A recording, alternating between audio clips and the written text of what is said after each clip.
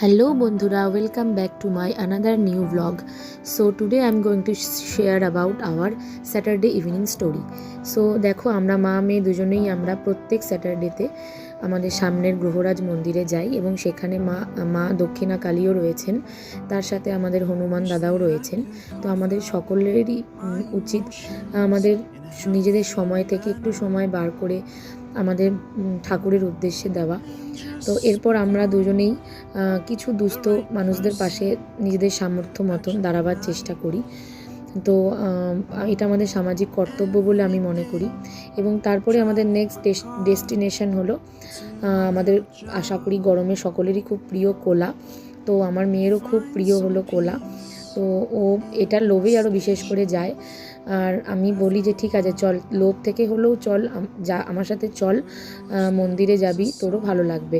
তো ও কিন্তু এখন ব্যাপারটা খুব মজা নিয়ে করে, ও খুব ভালোবাসে যেতে। ও আমাকে বলে মা আমার খুব ভালো লাগে মন্দিরে যেতে।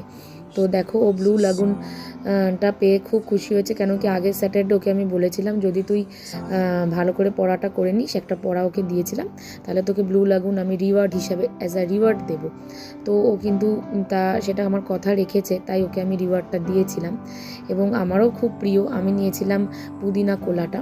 এবং তারপর নেক্সট আমাদের ডেস্টিনেশন হলো ডালের বড়া। তো আমার মেয়ে খুব ডালের বড়া ভালোবাসে, আর যেহেতু স্যাটারডে ছিল তো আমরা ননভেজ তো কিছু খেতে পারবো না, তাই সামান্য একটু স্ন্যাক্স হিসেবে ডালের বড়াটাই আমরা প্রেফার করি।